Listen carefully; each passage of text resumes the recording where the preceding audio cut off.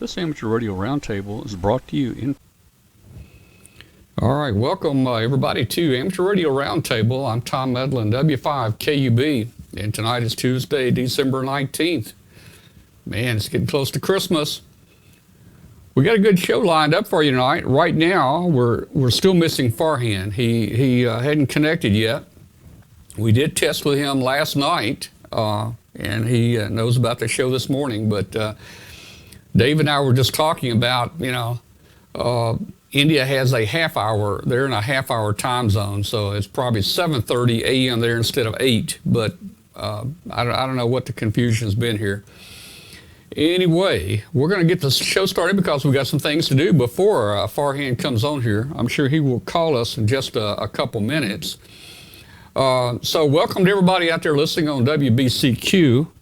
We invite you to join us on the internet. Go to w5kub.com, and you can tune in and watch the show, and you can get in a chat room, and you can also talk directly with us and the other people in the chat room there.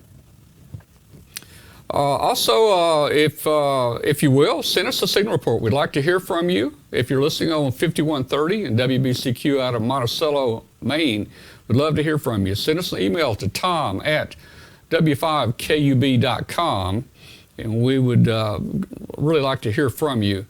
For all you guys that have tuned in on the web tonight, some of you may be new, some of you probably are old viewers, but at the top, right about there at the top menu, there's a link that says Facebook. We'd love for you to join our Facebook group for this webcast. It's just a ham radio site. You can post pictures of your shack and your ham radios and ask questions. It's a great hangout, and I think you will like it if you join it. We've got about 6,200 members now, and it's growing every day. It's growing really well. A couple things. First of all, hey, you guys, I want to, tonight's show is dedicated to somebody here. We all need to be thinking about him. Let me get his picture up. The show tonight is going to be dedicated to Craig Thibodeau. Yeah, that's a hard name for me to pronounce. Thibodeau. It's Craig Thibodeau, KM4YEC. And Craig, right now, he says he's going to watch. I don't know if he's in a chat room or not. You guys might look for him, KM4YEC. But Craig is in a hospital right now. He had a heart attack this week. He was on our show last week, and he was building the micro Bitx, and he started having pains and everything, and went to the hospital. I think he's doing okay right now, but he says he's going to be watching it from his hospital bed tonight. He says he's getting bored in the bed. He wants to get involved in his ham radio stuff and the Radio Shack stuff and the micro Bitx and all that. So, hey, prayers and thoughts are going out to Craig Thibodeau over in eastern Tennessee. I forget the exact name of the town, but that's you guys probably remember him from the show last week. All right. So anyway, let's see. Thibodeau is about right. Okay, Fran was helping me pronounce it there. Okay, so we'll be waiting for Farhan to call us. I'm sure he'll probably call in a little while. And for right now, though, let's just go and see what's happening here. We've got Dave and Katie on here with us. So, hey, guys, how you doing out there? Hi, Tom. Hi, Dave. Hi, everybody in the chat room and watching. Well, Katie, you're all dressed up for Christmas tonight. I put on my festive red lipstick, which I never ever wear, but also I just want to also pass on well wishes to Craig. I hope you recover quickly, and I think Tom needs to bump up his workman's comp insurance because obviously it was the work you were doing for the show that pushed you over the edge and affected your health. So, oh man, Dave, I think you and I need to be a little more careful about what we do for the show now. Hey, look, let me just say something again. I just saw KM4YEC joined us. I just want him to know.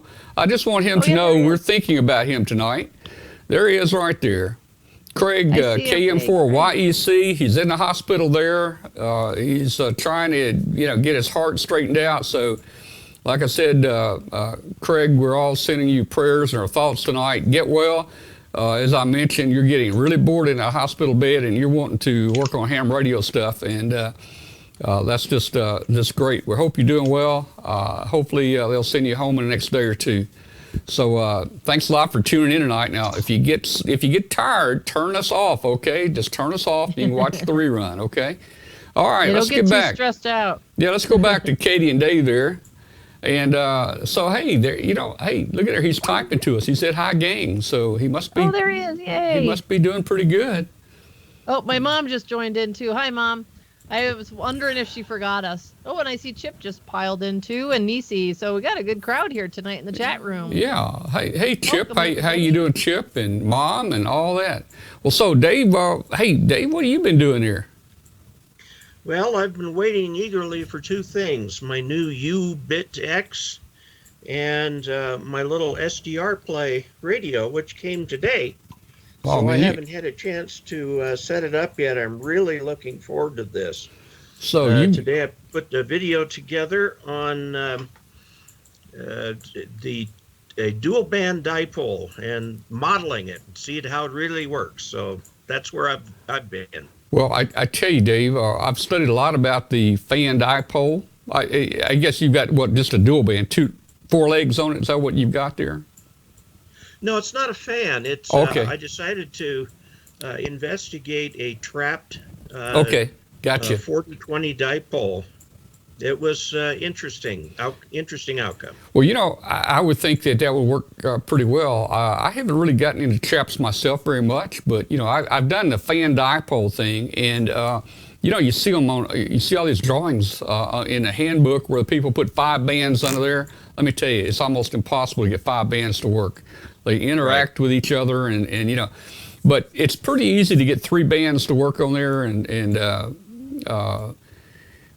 especially if you can keep those legs separated pretty good, you don't have a lot of trouble there. Well, it looks like you've already got a couple Christmas presents there. That's right, and looking forward to using them. But all right. The one that I really wanted to get was the Bitx. I ordered it with the DHL shipping a week ago, on the 10th, in fact, and I don't even have shipping information yet. They say they won't have that for a couple more days. So it sounds like they've been more successful than they thought they would be. That's okay, I see. I do see Farhan on right now. So what I'm going to do, I'm going to just try to add him to the show. So everybody just stand by a second, okay? In fact, he's calling. He's calling. Let me see if I can add him to the show here. And Craig just piped up in the chat room, and he says, "I'm not going to miss Farhan for nothing. I had a heart cath today, and I'm here." Oh there yeah, he is. yeah. All right, so there he is. There's Farhan right there. Cool. Let's see if I got everybody on here. Let's see. There's Katie and let's see. Let me get you guys on the show here. There we go. We've got Farhan on all the way live from India. Farhan, hey, we got a segment to do before you, so. Get your coffee. Sure. Get your coffee, and let me get you. Got your coffee there. Let me get your name up here real quick so people will know who we're talking about here. And I'll just move that down a little bit. We'll fix that later during the show. But hey, I'm glad you were able to join tonight, Farhan. We've got so many people that are so excited about this radio, and we want to talk all about it, man. We might talk 4 or 5 hours. You don't have to go anywhere, do you? All right, so. Yeah. All right, so I'm here. Let's go. All right, very good. So Farhan, just stand by, and what we're going to do is we're going to get this show on the road here. And we'll get around to the micro Bitx segment, and I guess Bitx 40 in just a few minutes, and other things. Sure. So let's see. Back over to Katie. Katie, now Katie, you advertised Shack Pictures today, or this week. Let me just say this, Katie. When I ask for Shack Pictures, it's like pulling teeth. I can get 1 or 2 Shack Pictures. But when we have Katie announce that she's doing shack pictures, we get more pictures than we can handle. So that's just the way. I'm the Vanna White of shack photos. That's right. That's right. Vanna White of shack photos. I need to make you a lower third that says that. So look, hey, let's jump right into them. Are you ready to go through them, Katie? Yeah, let's do it. Hey, before we start, though, can I just give a quick shout out because today is a very special day in our family. It is my son, Joe, KC0FWG's 35th birthday. So happy birthday to Joe. And he's going to be here this weekend for our Christmas celebration. But I'm just very happy about it. And you guys would have met him when we did our videos from Scotland this year. But let's dive into shack pictures. All right, cool. All right, let me get the screen clean here, and we're going to get started here. And here we go. What do you think? Here we go, Katie. All right. Well, our first one tonight is with Steve Jobs, and it's not Steve from, the famous Steve, but this is W1DXH out of Northborough, Massachusetts. In his shack, he's got a K3 transceiver with a P3 scope. He's also running some major power with an Alpha 9500 amp, as well as a 10-tech Paragon 2 with matching power supply. And it's got that nice wooden call sign there, too. Those are pretty nice. I think I got to invest in one of those. Oh, yeah, that's cool. Nice looking shack. That's way too clean, too, Steve. I don't know what's up with that. Yeah, I don't know. Okay. I think everything's thrown off to the side that we don't see. And look, he's got everything turned on to make a nice picture. Here we go. Nice. I know this guy. Yeah, that's Rich Wertman, KA2RWA out of Lockport, New York. And he's showing off his antennas. He asked today, he's like, well, my shack is being remodeled, but I can show you these. I'm like, we'll always take some antenna photos. So that's a beautiful shot. Yeah. And if you don't think that's beautiful, then you need to just not be on this show, I think. Yeah, that is, that's nice there. Let's see. Who's next? There Charles we go. Wallace, KB8DEX out of Columbus, Ohio is next. And he's showing off his Icom 7410 with the LDG Pro Tuner.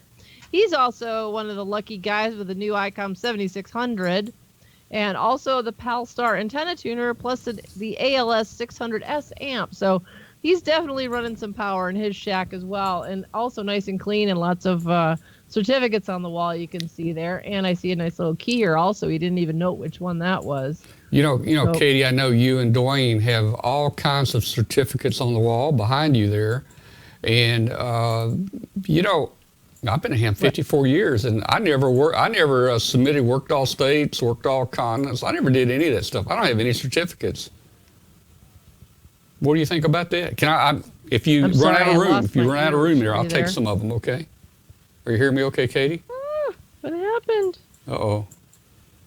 Katie, can you hear me? Hi, Katie. I'm having technical difficulties. I hear you. Oh, you're not hearing me. What did I? Oh, yeah, okay. Hold on, Tom. I'm having some problems here. Okay. I don't know what I did, but I can hear you.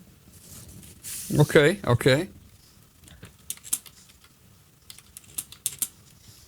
I don't know what I did. Well, wait a minute. What seems to be your problem? Maybe I can fix it from this end. Did you pull out the plug in your headphones? I can, wait a minute. Can you hear me, Katie? Did she say she could hear Tom? me? Yes. I'm on a delay here. Okay. I'm only hearing you from Skype. I did, and then I put it back in. Yeah. All right, let's see what happens here. Okay, Katie, can you hear me now? Let's see here. I'm just sending you a message. I'm only hearing you through the show, not Skype. I don't know what happened when I pulled out my headphones. I accidentally did something bad. Okay. Katie broke it.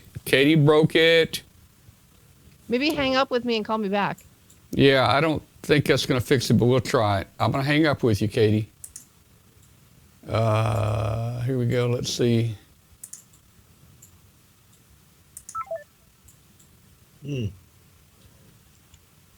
Let me see. All I got to do is figure out how to, oh boy.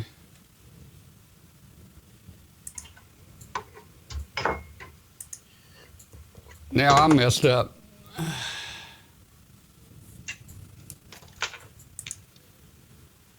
All right, we got Dave on there. We've got. Farhan, while I've got you on here, here's my Bitx 40, and had a lot of fun with this. I'm looking forward to my uBitx. Placed the order on the 10th, and email said that I would be getting shipping information in a few days for DHL. So I'm really looking forward to it. All right. Well, now Katie broke me at this end. I'm going to hang up on all three of you guys and call you back, okay? Farhan, I'll call you right back.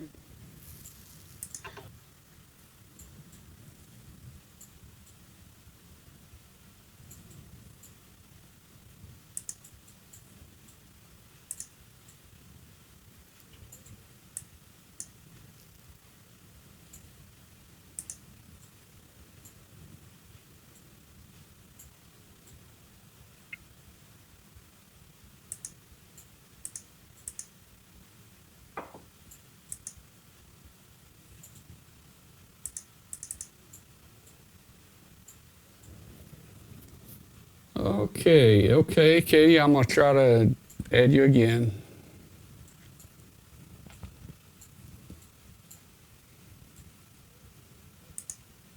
We got to remind Katie next time, don't pull out any plugs. All right, here we go. I'm going to call you guys back.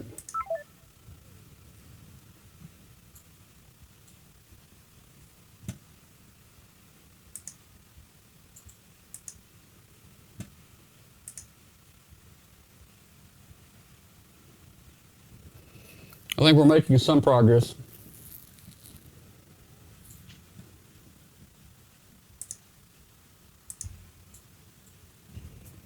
We're getting close.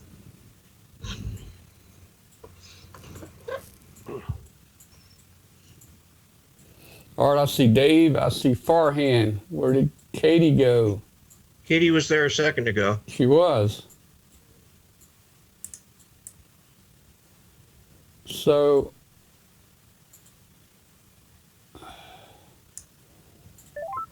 there she is. I don't know what, okay, there she's coming in. Now Laura, let's see if that works. All right, I need a Skype expert. How do I get you guys back full screen here? My Skype window has narrowed. I've got the stuff over on the side here. Can you see me now at least? I got to get the message thing turned off. How do I get that turned off? Oh boy, I don't want that. You've got to be Bill Gates to figure this out. I know. How about Steve Jobs? Let's get him back. Who we got? Oh, no, I'm just kidding. We're all on here, guys. Stand by with it just a minute. I'm trying to figure out how to get my picture back on Skype. I don't know what that does. Okay, that didn't seem to do it.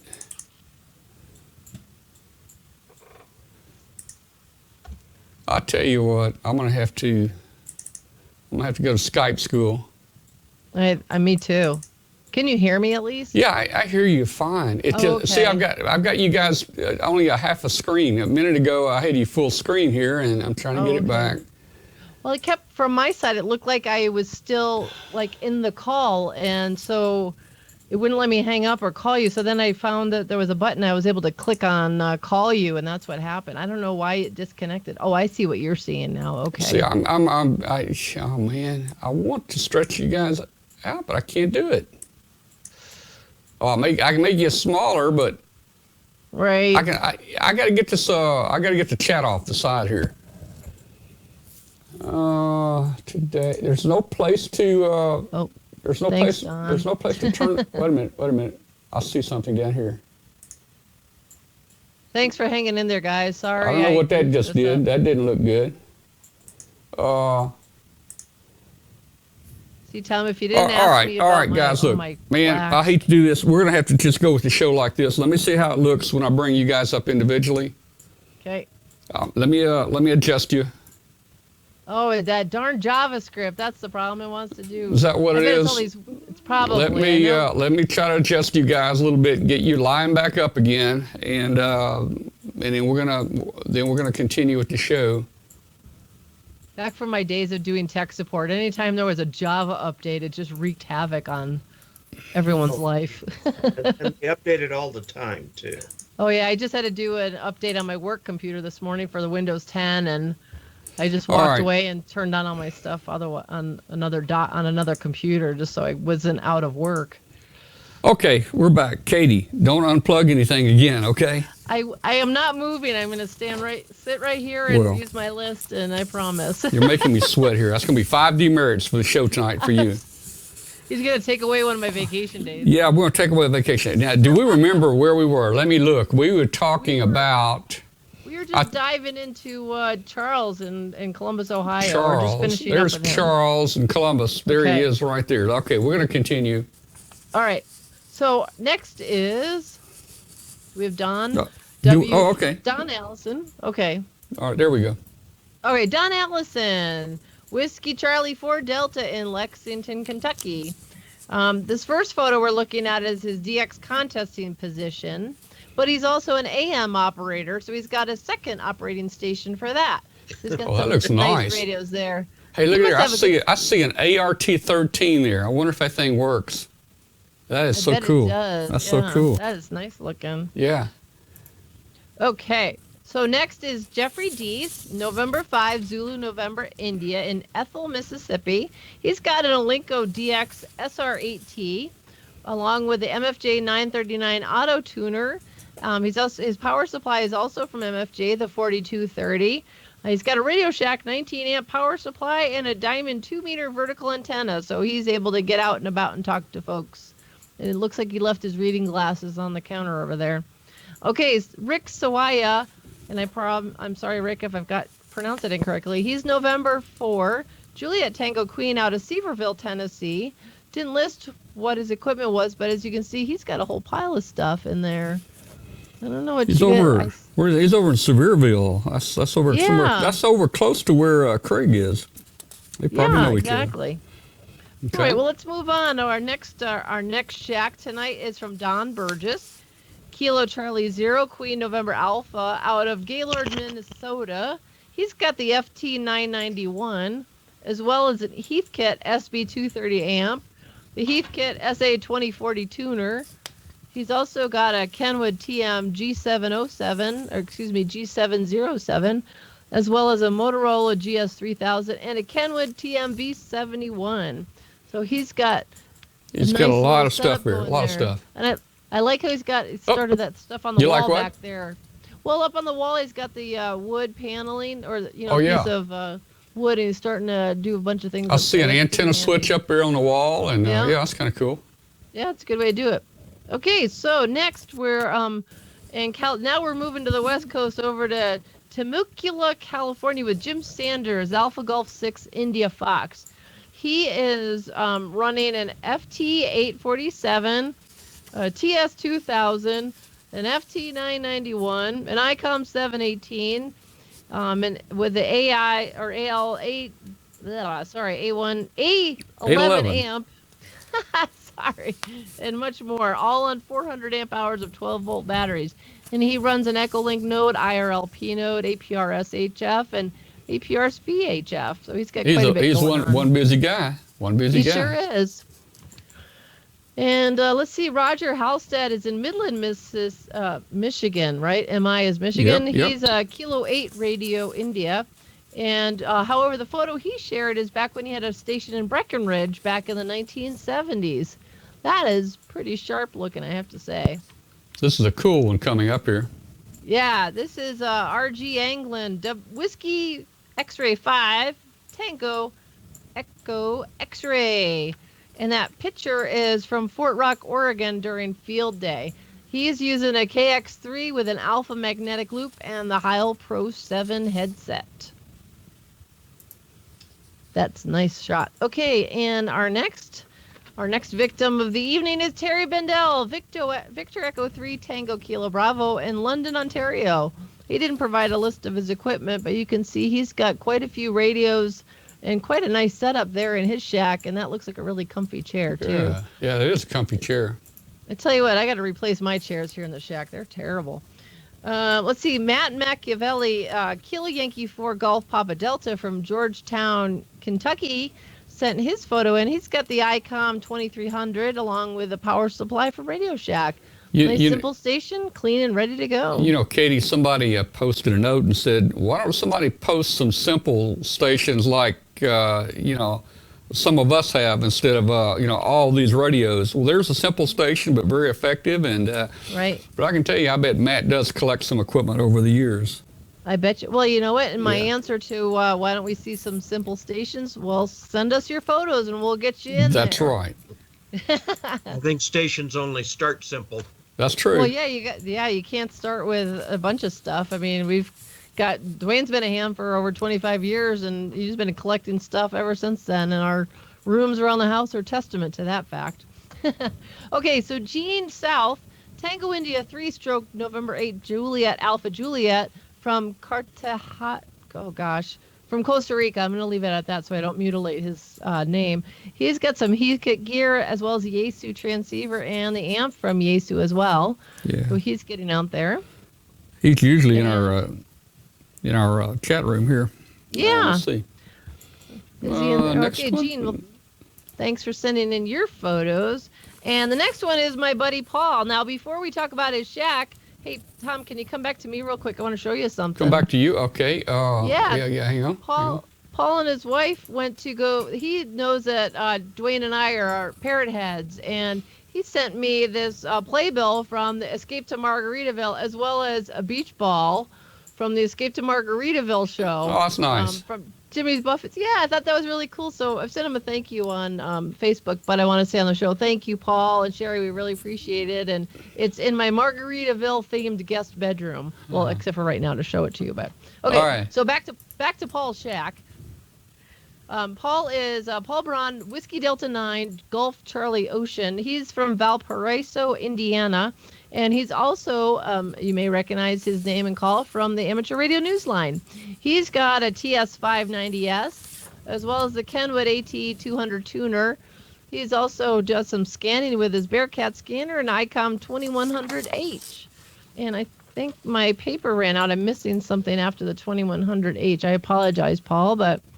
And then our friend Alan Batevsky, Echo Alpha 3 Hotel Sugar Ocean, who's making a documentary about ham radio. Met him in Dayton for the first time last year. Super nice guy.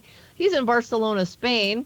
And he's got a Collins 30L1 amp, as well as the Collins R390 receiver, TS990, an expert amp, the 1.3 kilowatt amp. And Alan's pretty regularly on the radio. And if you ever need Spain, you can almost always find him to make your QSO. And super nice guy. Thanks for sending your photo in. Getting a little DX in there, Alan. That's great. And another friend from Amateur Radio Newsline is Kevin Trotman, November 5 Papa Radio Echo from Aiken, South Carolina. He's running the Icom 7300 with a Heil PR77 mic and the MFJ 929 tuner. So he's got a nice little setup going on there. And last but not least is one of Farhan's Bitx radios with Mike DeValle NX2U in Kyles Ford, Tennessee. He's built the BX40 into a scanner chassis and sends that through the eCars net. So we've got quite a neat little, quite a nice group of shack photos that we're sending tonight. Thanks, everybody. And if you keep posting them on our Facebook page or send them to me on my email address, which is good on QRZ. I'm going to take over doing all of this, and we'll do our regular Show Us Your Shack segment. It's a lot of fun, and it's great to see what everybody's got. So whether it's antennas or a simple station or, you know, a wall full of plaques, you know, send us your stuff. We'd love to see it because it's a great way to be part of the community and see what everybody's doing, since we all have so many diverse interests with ham radio, and there's so many things you can do with it. So with that, I'm going to turn it back to the boss. Cool. So, Katie, they can either email you the pictures, or it might be just as easy if they want to post them on the Facebook group and put a description in.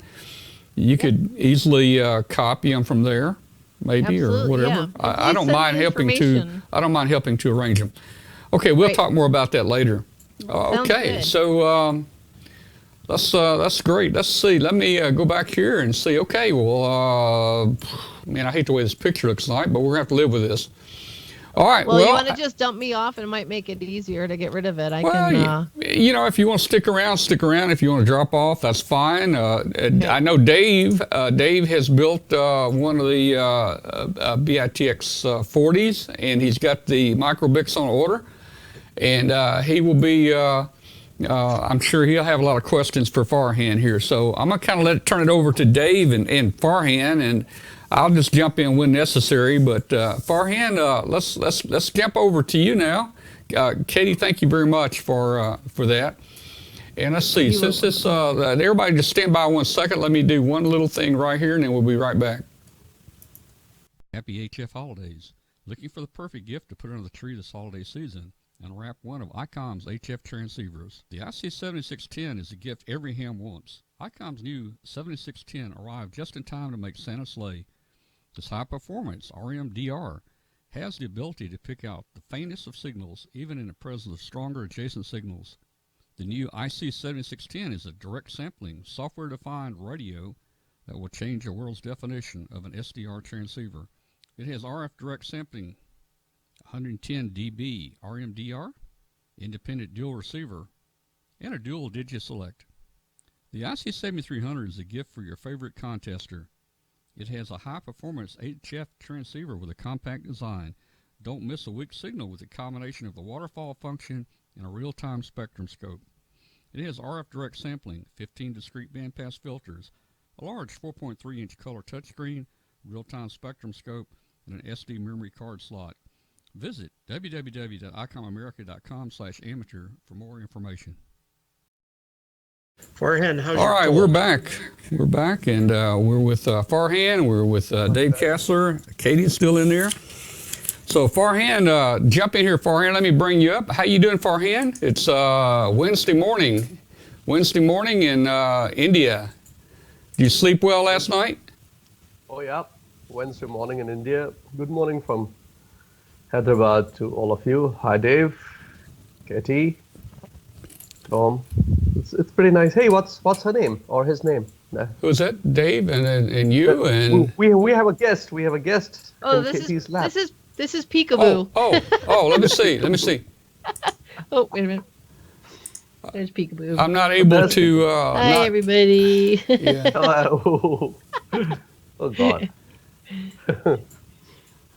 All right. So. Shack cat. Yep. All right. I think I got this under control now. So Farhan, you're a world famous guy, man. I mean, probably one of the smartest guys we know, and it's an outstanding design on using your bidirectional amplifiers. Is that used a lot in radios, the bidirectional stuff, or you kind of using it a lot more? It's not mine at all. Especially the specific stuff that you see on the microbyte Bitx is actually entirely due to Wes Hayward and Bob Kopsky. Those are the two guys who made up this for the original Bitx. They weren't too happy with those amplifiers, so they came out with this amplifier, which also is transformer-less. And actually, it's a pretty neat design, if you think about it. The design is very well explained, actually, on Wes Hayward's site, which is whiskey7ZuluOscarIndia.net.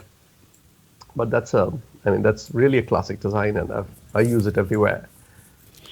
So you've been a QRP guy for a long time. That's mostly what you're interested in, and you have, I think you've set the world on fire with the Bitx 40. Is that radio still going to be available, or are you moving now to the micro Bitx? No. It will continue to be available on HF Signals, as well as from the other websites that sell it. I certainly hope so. It would probably be one of the last all-analog rigs to be available, even in a kit form, because most of us seem to be moving away from that. The small but significant thing about the Bitx 40 is that you could still go back to the analog VFO. It drifts a little, I know, but nevertheless, that's the thing. So I have a couple of them right here in the shack that I regularly use. Mm-hmm. The Bitx will continue. I hope so. Yeah. Well, cool. Hey, and Dave, jump in here anytime you want to. Help me jog Farhan's mind here and lead us down the road here. But I think probably tonight everybody's going to talk about this micro BITX. I mean, that is exciting. Now, Dave, you've got one on order, right? You just don't know, is it going to be? I have one on order, yeah. I ordered on the 10th, and I was told today that I'd get a shipping number by midweek, so I'm really looking forward to it. One of the things that particularly impresses me about the radio is not the technical stuff. It's the environment that this radio addresses. There's just a gaping hole in the marketplace for inexpensive general purpose radio.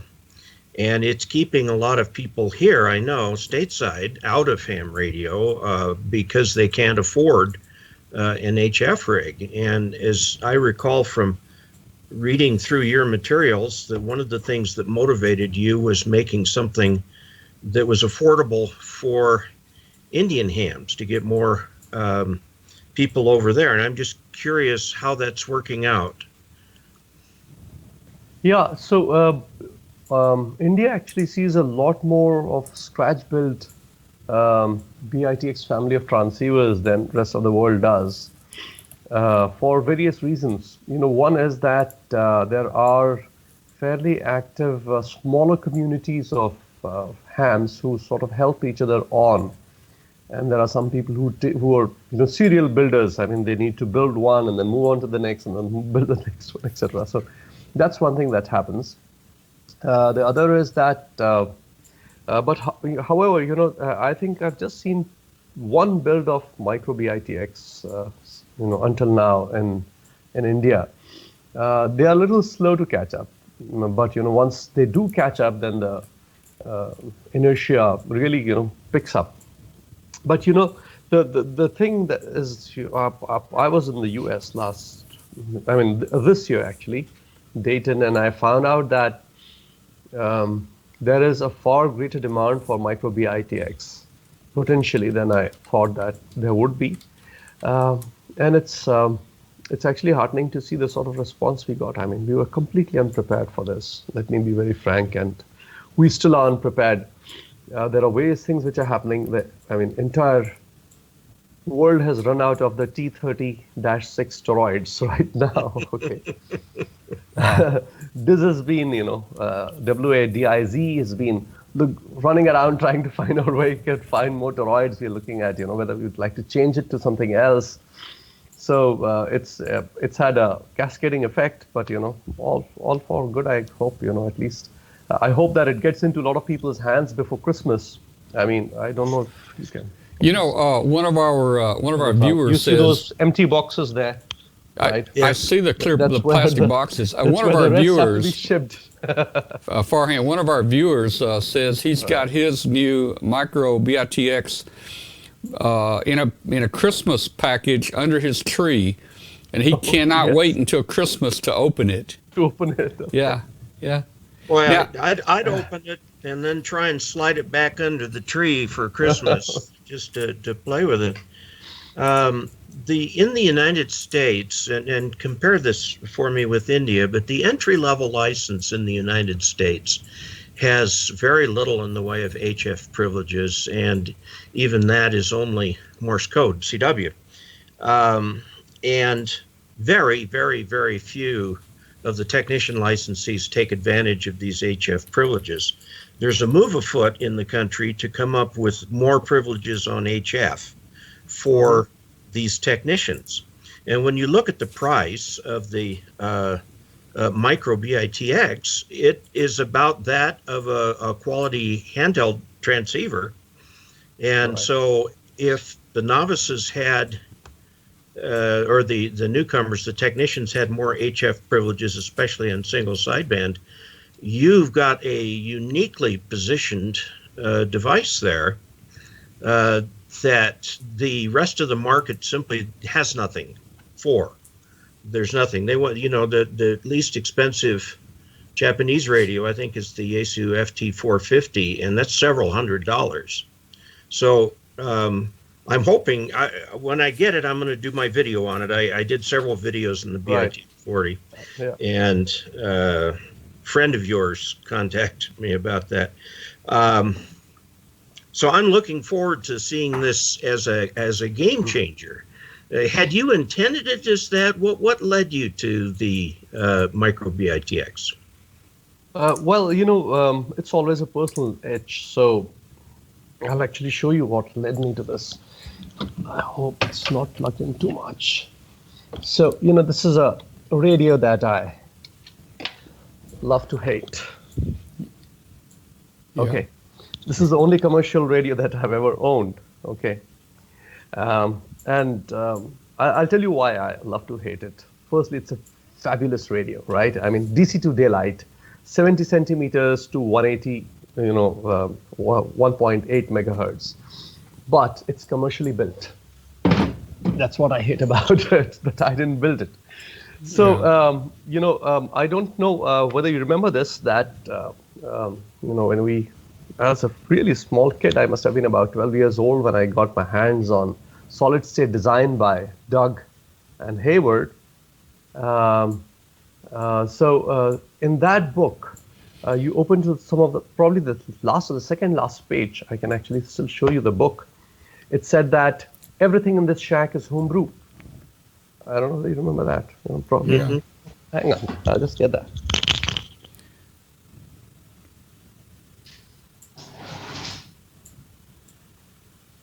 I think just about everything in Farhan shack is homebrew. Certainly get that impression. It's always good to pull that out. So, that's really inspired me, that one picture, it said that everything in this shack is completely homebrew. And I thought that, this is the thing to do, that, you need to put everything in the shack as your own without, resorting to anybody else's stuff. I don't know where that's gone. Yeah, I don't know if you could see that picture. Yeah. Yeah, you remember that? Oh, yeah. So that's what I've been trying to do. But the FT817 wouldn't allow me to do that because it's so convenient. It's a small rig. It covers everything that I want to. And I used it as a bench instrument, right? I didn't have my spectrum analyzer until then. So is the VFO working? The VFO is working on 5. You figure out the stability from it. How's your signal doing, etc., etc. So I needed to eliminate that from the shack. And that's actually what led to making the micro BITX. I wanted a general coverage transceiver that was not too expensive. And I tried the Minima, right? I mean, a lot of people have built the Minima. It's actually a fabulous transceiver, except that it had a bad transmit spurs. And and by we, I meant a lot of us, probably some of them are on the show right now, tried fixing it, but we couldn't fix it in the end. So I sort of gave up. And then I started doing this thing with double conversion, which is what led to the micro BITX. Farhan, you just recently opened up for sale the micro BITX. Yeah. Well, just a couple weeks ago. About how many did you sell? And my understanding is you sold out instantly. Yeah, we've sold out 1,000. Wow. Yeah, we've sold out 1,000. Actually, maybe a little less than 1,000. There are a couple of them which are still lying here for a bit of rework. Uh-huh. Like that. So what's happened with these is very specific. There's one bad lot of, we're pretty open, right, with what goes wrong with the design. One bad lot of relays. Okay. So what we do is we cycle through the low-pass filters. Okay. To figure out which ones have that problem. And then we keep them up here, and then we're changing the relays on those. So, I mean, I've from homebrewing to producing stuff in mass market, it's a completely different, ball game. And we're sort of learning this. No one's around to teach me, how to do this. And so I just set up the systems and move out. But, for instance, now we have let me show you this. Okay, you see this? It's a small rig. It's actually got Radiono, so I've reused the Radiono here. Uh-huh. But you see this socket here. So you basically plug in the relay here, and it says whether the relay is working or not. It sort of, so that's a test. That's a piece of homemade test equipment you built for this radio. Yeah, that's there. And on this side here, you see a small oscillator with output to the frequency counter, and this is used to do the sorting of the crystals. So, this is what's used by some of the girls here to do the sorting and testing. So they match, I guess you try to match the crystals up, right? Yeah. Hey, go through us, help us understand about, there was a question in the chat room, how long does it take you to actually make one? Once you get the board and get all the parts on it, who puts them together and how long does it take you to do it? Okay, so yesterday I drew this out. Let me see if I can pull out this picture and show you on the... It's actually pretty complicated. I mean, yesterday, Ehsan and I sat down and drew this to figure out, what it takes to get this going on. Sorry, I don't think I have it. Maybe I have it on Ehsan's. Yeah. So I'm not sure whether you guys can see this. Yeah. Right? Oh, yeah. Okay. Yeah. Is that your block diagram for the radio? No. What is it? This is the flow. Oh, that's the flow. As the flow of the production is now. That's the production. Oh, yeah. I got you. Yeah. Yeah. So yesterday we the drew way it to do out it. literally on a a napkin. We were having breakfast together, and I said, this is as complicated as it's got now. Well, So basically that's where all these great things happen on a napkin at a restaurant. So you can see that there are toroids coming in from somewhere. Okay, then they go for winding, and then you test them for correct inductance. The PCBs come in from western part of India called Gujarat, and that's what's taking time. I mean, those guys are going to take 2 weeks to deliver that. So they come in from somewhere else, crystals come in from somewhere else, and the crystals are sorted out here. The coils are tested after they are wound, so you get them from Diz, very reliable guy. Some of the capacitors, especially the RF capacitors, they are all NP0s. Even in the low-pass filter, they are not regular capacitors anymore. So those come in from Mauser. Then the ceramic filter, sorry, it's not ceramic, it's actually quartz filter, the 45 megahertz, that comes in from China and directly from a company. So all of them come in, each of these are individually tested, these parts. Then you give it off to the SMD, pick and place. That's about 20 kilometers from here. And then that's where the girls go to work. So they've already done the testing, then the through-hole components are put in. The first power-up DC test is done, where the sufficient amount of 0.15 ampere power should come in on receive. Then once that is done, the DC tests are done, then the RF test is performed here. Uma sits right there. I can probably show you the jig that she uses to do that. So essentially, it's a regular build of micro BITX with all the connections, etc., in place, except for two things. There's a noise generator on the receive, and there is a transmit. There's a dummy load which is connected to a sniffer and an oscilloscope. So I don't know whether some of you noticed that when you switch on your micro BITX and if you've held the push button down, it goes into the factory calibrate mode. So it goes through the calibration, it cycles through those relays, and then it's declared, fit for shipping. And Uma or I, if I'm around, I sign the board. So I'd like to sign the boards myself if I'm hanging around here. It's a fairly tedious process. There's some questions about how much power, what are the modes. Give us the specs on the micro BITX.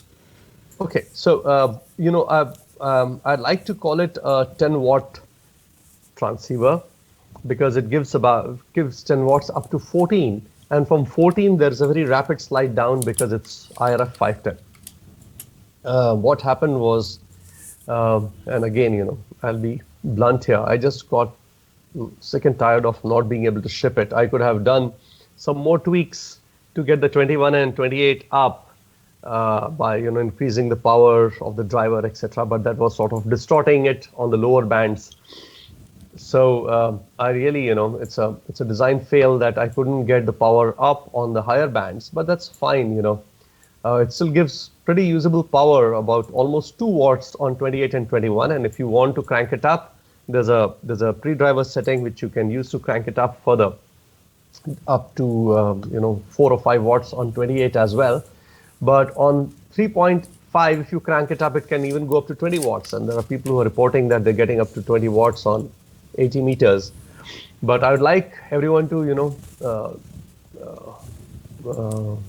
take the foot off the pedal and, cruise at 10 watts. It's nice and, distortion free, and, the harmonics are down. You won't get your pink slip from. So, Farhan, do you like on the Bitx 40, you had a different power connector where you could put higher voltage. Did you do the same thing with the yes. microBitx? Yeah. So you can run more voltage. It's just it might cause spurs or something. You have to be careful. Yeah. Mm-hmm. Okay. Well, you have to be careful, but if you notice, if you just pull out the design and notice that this time all the low-pass filters are triple. It's a triple section filter. It's a 3-section filter. So the harmonic separation is far better this time on the micro Bitx. I mean, 15 years, and you sort of learn to do these things a little better. Yeah, let me, we've got a lot of interest in the chat room right now. I'm just going to hold this up and show everybody what we're talking about here. This is Farhan's latest. This is the micro Bitx, and it's a 10-watt, what is it? It's single sideband and CW. Do you have CW on here too now? Yes. Yeah, okay, yeah. Single sideband and CW. And does it include the WARC bands? Yes. It's actually a general coverage transceiver. And a general coverage transceiver? Yeah. Will it transmit out of band? Oh yes, of course. Oh, okay. Yeah. Okay. So we can put a shortwave station on. Reason, which is these days I'm really interested in the satellite work. Okay. Yeah. And for that reason, for transverting it, I needed something which would work on other bands as well. So I mean, depending on what crystal you get to multiply up to the UHF oscillator chain, you would want it to work on frequencies which are not exactly ham frequencies. There's a question about AM. It doesn't do AM, right? No, I'd love to do AM, but unfortunately, it would have really increased the complexity of the entire transceiver. Yeah. So, yeah, put a bigger strain on the finals too. Yeah, it would have done that, and you would have had to have a different crystal filter, and that would have really made things much more difficult. These things are actually very easy with software-defined radio. The software-defined radio is actually more of an inexpensive way of getting there rather than anything else. You just keep loading all these modes into software, and they would work. But in a hardware, in a hard rock radio, as Rick would like to call them, everything is wired in, and it's very difficult to. So I see one of the big differences here is you've added 4 relays over here, and with the filters. So I guess what you're doing, you're switching in the filters here with these relays. That's basically that's right. That's right. Yeah. Now, and you're running about 10 watts with these heat sinks. If you go higher, you're going to have to put different heat sinks on. Is that correct? That's correct. Actually, for digital modes as well. Dave was just pointing that out. So these are meant for SSB short QSOs, really. And the reason that I did not put a bigger heatsink, I should have put a bigger heatsink, is that the cost of shipping was tipping over. I mean, we did very hard, and we failed at holding the entire cost, including the shipping, down to less than $100. I mean, we really tried very hard, and I had fairly, lengthy and at times pretty, intense and heated arguments with Ehsan, who runs this business, saying, I want it to be below $100. That you get a general coverage transceiver for HF for $100, and he said, "There's no way I can do it." And the weight had to be reduced. I mean, for $100, out of the $100, approximately about $15 to $20 just goes away in the postage cost itself. So, and that's actually also one of the reasons why we don't flat pack a case with it. I mean, I have my own reservations against putting a case because people would like to, build their own rig out of these modules rather than, just a standard issue box. So that's why the smaller heatsink, but this heatsink works well only on SSB and CW because CW is also about 50% duty cycle, right? Right.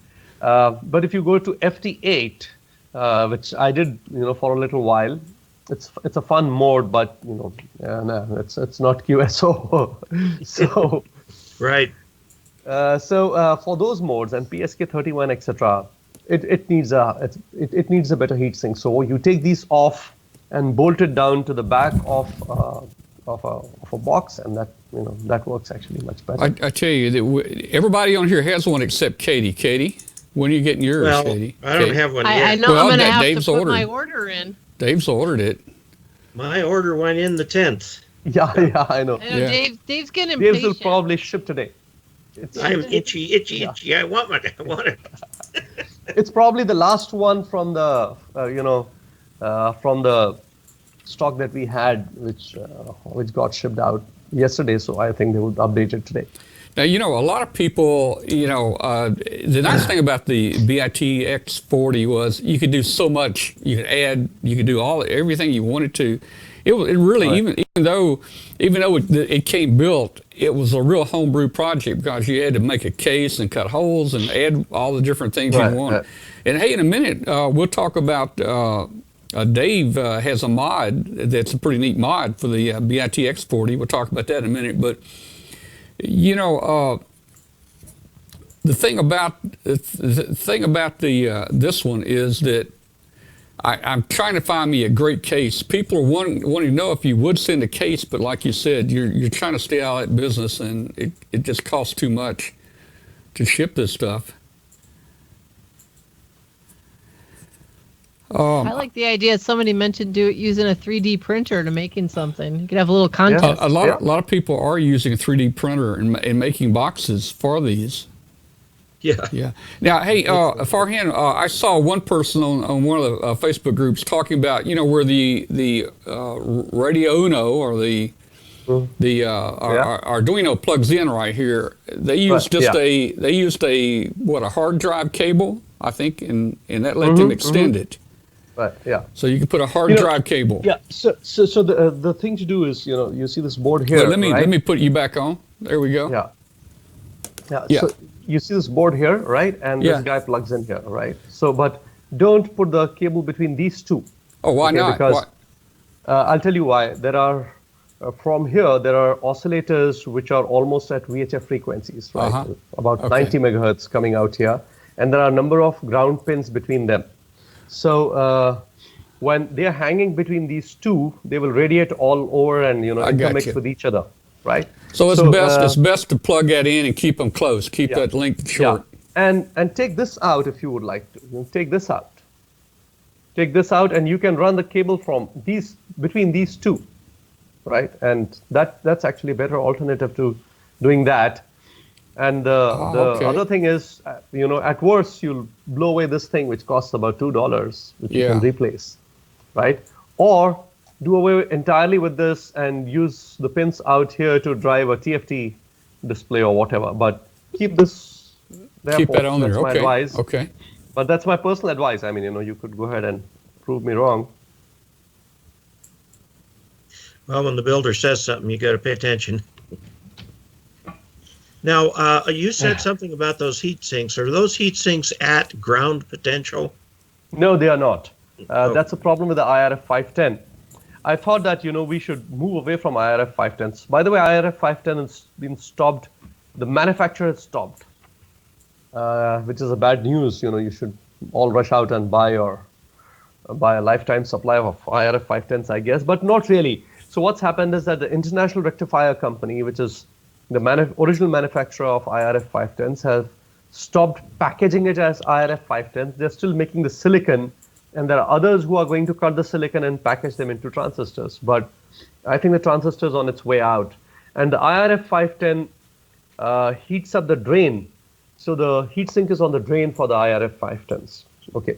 The reason I did IRF 510 is we know that a lot of us would like to modify this, and this is a couple of cents, right? The IRF 510. So it's cheaper to replace that than to get an RD 15 HVF1. I'm always confused about what the transistor is. The Mitsubishi transistors, they cost a couple of bucks each.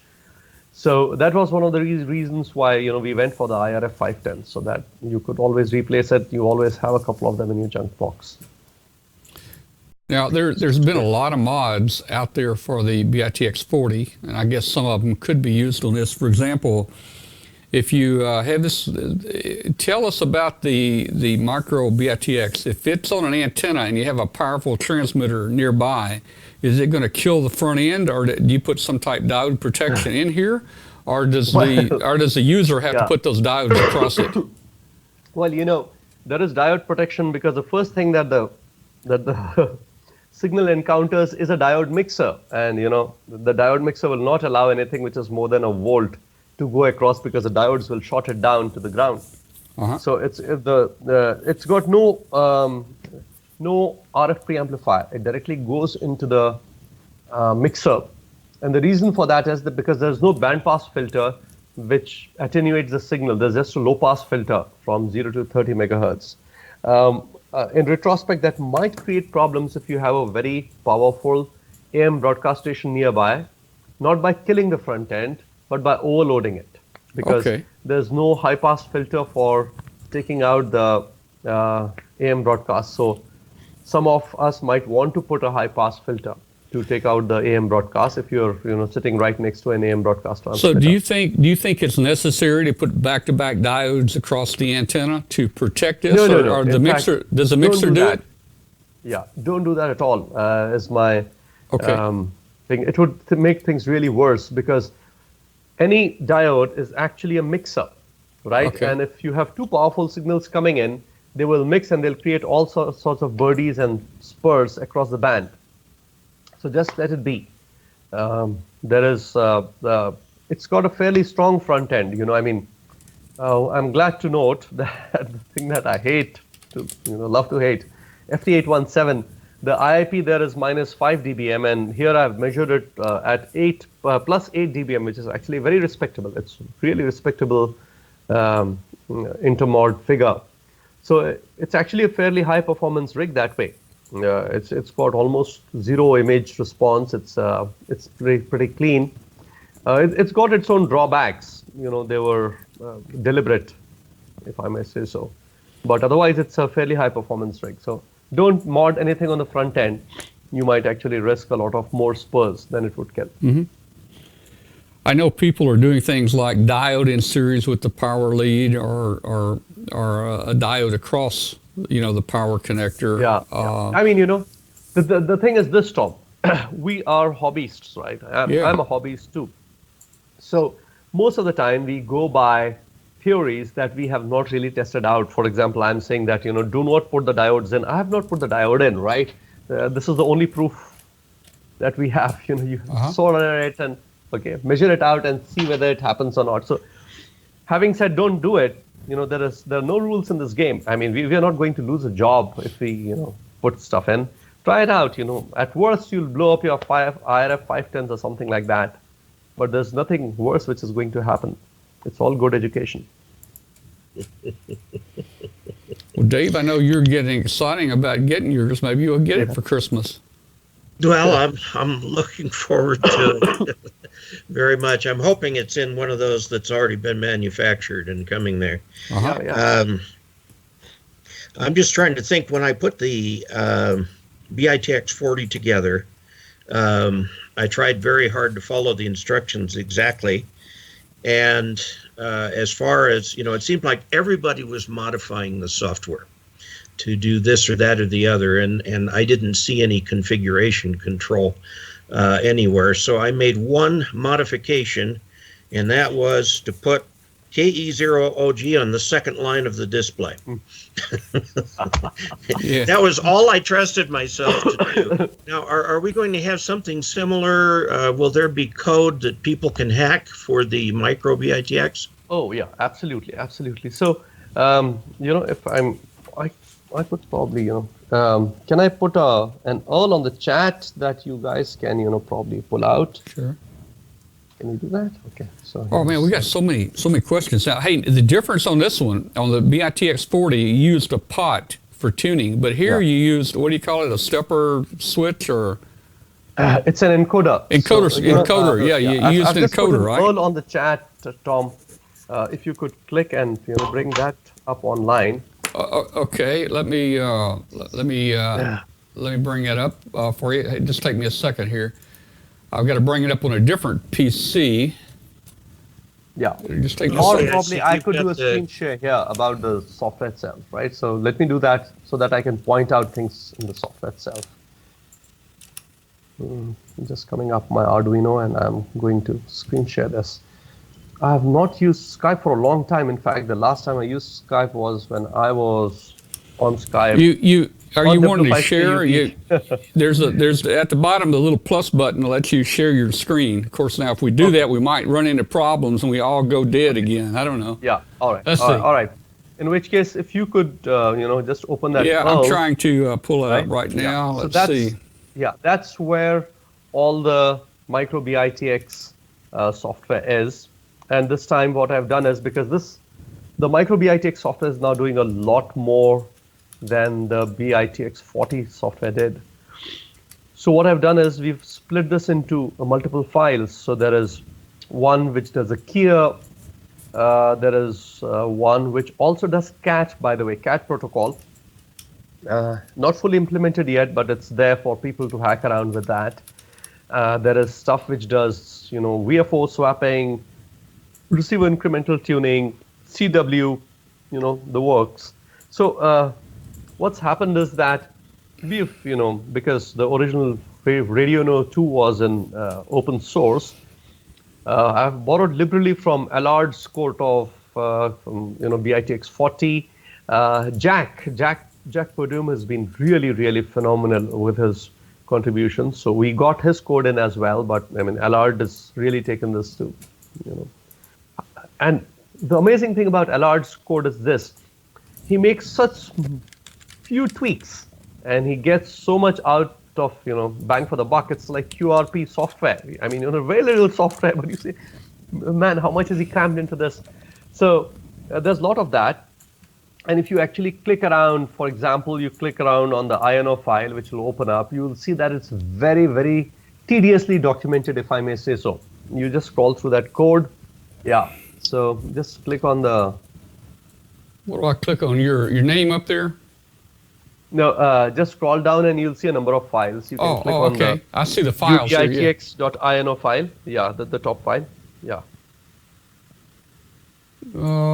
This one here? Yeah. Well, you want me to click on it? There is a uBitx_20.ino. I see the uBitx_20. Yeah. Just click on that. You want me to click on that? Okay. Yeah. All right, there it is. I see the INO file. Yeah. So just open that file by clicking on it. The INO file? The INO file, yeah. Down a little bit. Yeah, that's the one, right. So Okay. as you scroll through this, you'll see that it's actually written like an article rather than a software code, and it's very well documented now. It's actually meant to be hackable. And there's stuff which is not used, which is there. For example, there's a very nifty, bar graph meter, which we've put in due to V2 ZAP, which is there, which you can use for SWR or signal strength or whatever. There is one analog line, which is still lying vacant, unused on the micro Bitx. So Farhan, tell me on what you get in the package. I've seen some pictures of just the readout. Does it have a signal level meter or anything else on the display, or the way it comes? Does it just have the frequency? Right now, nothing, because there is nothing that would work without a hardware hack on the meter. I understand. Gotcha. Right, and for example, for me personally, the important thing would be SWR readout rather than signal strength. For others, it would be signal strength, and for some others, it would be the power out or whatever. So I didn't know what would be most important. and there wasn't any hardware support for it. I mean, you know, for example, if you wanted SWR, there should have been an SWR bridge on the PCB. There is none. Right. And, which is why there is nothing which comes out of the package itself. But these are easily hackable, and I would imagine that, you know, in the coming days, you would very quickly see a lot of these options coming up. Well, and there's I want to also mention the QRP, the BITX 40 and MicroBix now. There's a Facebook group. Right. And everybody's sharing information, all the hacks they've done and the extra diagrams and things. Right, yeah. For example, on the BITX 40, some of us, we did a little signal level meter that read relative signal level. Now, it really wasn't real RF signal. It actually read the AF voltage and put it on the meter, but it looked like a signal meter. So all those kind of things are available that people are doing, and you're giving them the code there, and they can go in and change the code if you're a good that's right. Arduino guy. Right. Yeah. There's a lot of hacking which will be done on software end as well. You know, I personally would like to do one specific hack, which is pipe the audio into the Arduino and see what the DSP can do. I mean, I know that there are CW decoders available, there are PSK31 decoders available for Arduino. I don't know how well they work. I've done one decoder for APRS, and that works pretty well on the Arduino. But I mean, these are the ones which you need to, you know, I mean, This is the QRP Labs. That's a fabulous QCX. rig. That's a fabulous rig. It has rig. a decoder in it. Yeah, I know. Not a very good one. You know, one could always hack up a better one, but that's really a great rig. I mean, really a cool rig, and I've been privy to Hans developing that rig, and you know, he's one of the smartest people I know, and the most you know, dedicated guy. I mean, he gets onto a problem. I'm talking about Hans Sommer of QRP Labs, and he does not quit until he's through with it. I mean, his hanssummers.com is a mindload of information. For instance, he tried figuring out how LEDs can be used as variable tuning capacitors, right? And the amount of effort he spent in measuring the capacitance by putting them into a VFO, about 30, 40 different types of LEDs, power rectifiers, everything, right? So the sort of, you know, curiosity he has and the amount of stuff that he extracts out of things is really amazing. I mean, if you look at this transceiver itself, the amount of functionality that he's built into it is really amazing. I mean, it's probably the best bang for your buck if you're a CW operator. I've heard that he's also coming out with an SSB rig. I can't wait to get my hands on it. Yeah, I was quite pleased. I did a couple videos on this thing here. I had a little fun with the soldering, as you can see. Oh, that fun. Replaces some of the traces. So I've gotten lots of comments from my listeners telling me how dumb I was and what I need to do better. Well, that's in retrospect always, right? But Yeah. in the heat of the moment, you're just trying to kill the beast. You want to just, Yeah. get it out. Yeah, I've ripped traces off and everything. Fortunately, it works pretty well. So Yeah, I mean, Tom did that with the BITX 40. I think I still have it from somewhere. I've just kept it as a trophy. I tell you what, I never wanted to touch it after that. I said I need to just keep this with me. Let me tell you something. You had the little package, the little double diode, that little package, and of course, if you drop that, you're not going to find it. It's like the head of a pin.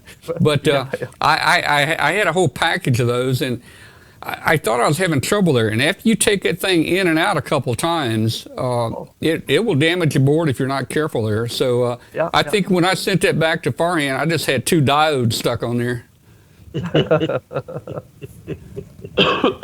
Hey, Farhan, is Uma there? Uma hasn't turned in yet. I think it's a little too Uma's early not there yet. Now, Uma, what parts does Uma work on for you?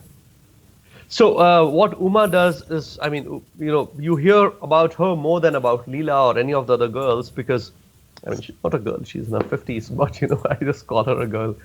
So Uma actually does the testing. What I'm going to do is I'm briefly going to switch the camera to show you what Uma does. But okay, that's cool. Turn the. Okay, I don't know if you can see her bench there, right? So yeah, can you see that bench? Oh yeah, right? yeah.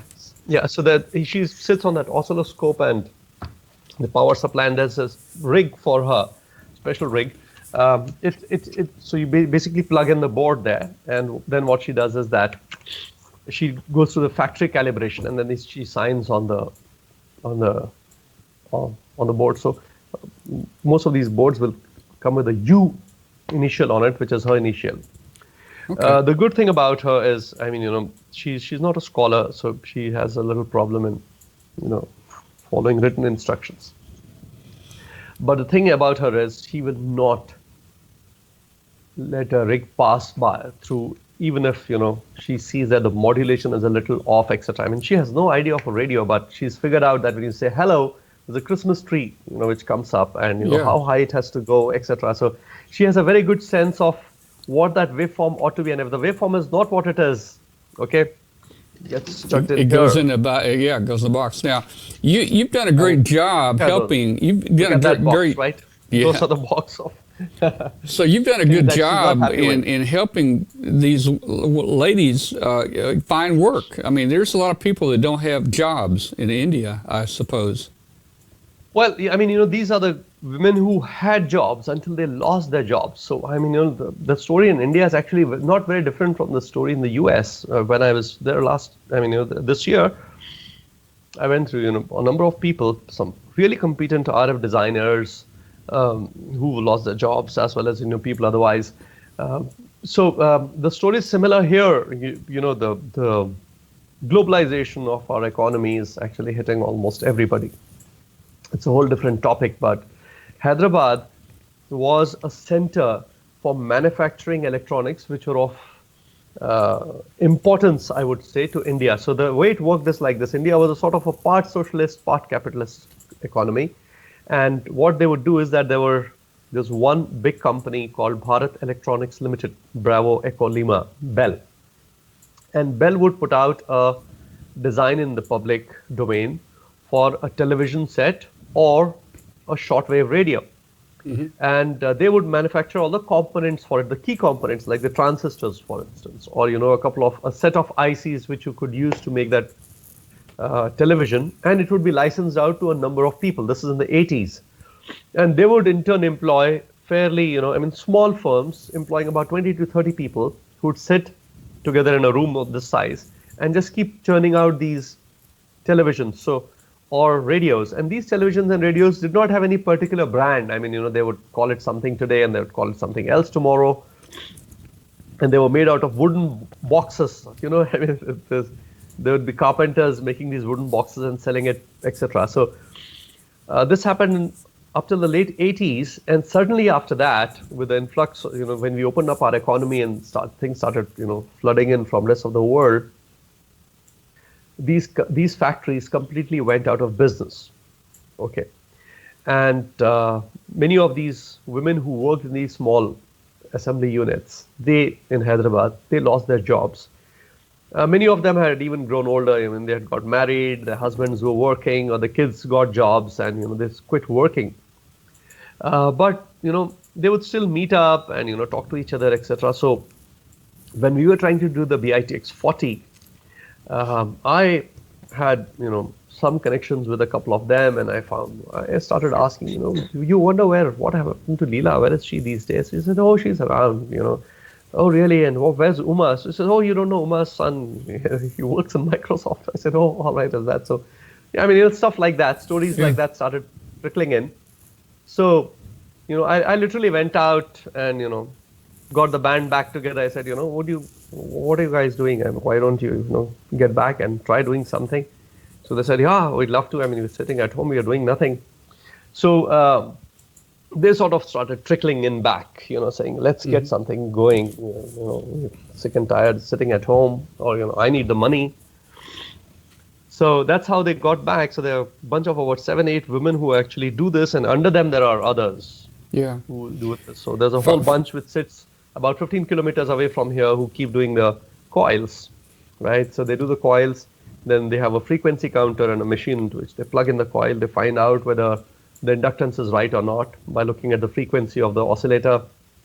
The biggest challenge was the trifilar coils. So if you see the trifilar coils now come on a small mounting block. There's a rubber block on which they go in. That's because they are plugged into something similar that I showed to you here, where it sort of looks at the connectivity. So there's an Arduino, there's a Arduino which looks through the connectivity of all of them, so that that the polarity is right when they've mounted it. And so that's the story. Uma might come in a little late. She's probably picked up my fever, so she's also. Let me tell you, that trifilar toroid is difficult. I pulled it off the board because I thought I was having some trouble in that area, and I pulled it off the board just to make sure the windings were wound the correct direction and the right. The 6 wires were hooked up right. And you've got to really think about that and draw it on paper and do some testing and. It's a complicated little thing. Farhan, this has been such great information. I'd like to open the phone line up.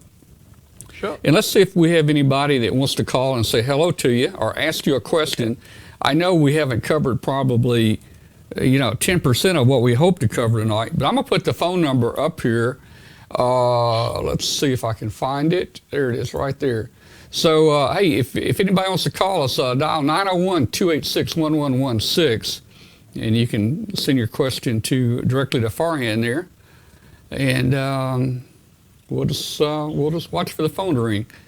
While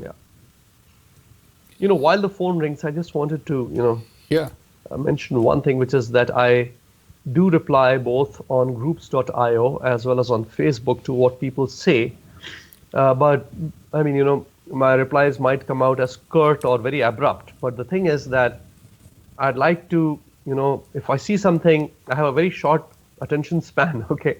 So I'd like to immediately reply it. And at times I'm in the middle of a dinner or, speaking to a friend or being out somewhere. But I do not want to miss the opportunity to reply back to it as best as I can and as quickly as I can. So, just put up with the fact that, I get a lot of queries and I try answering them all, and I'd like to answer them off as quickly as I can. That's great. We got a caller on the phone. Who's on the phone? Hi, Tom. This is Rob, W8RMS. W8RMS. Hey, Rob, where are you located? I'm out here in Boise, Idaho. Okay.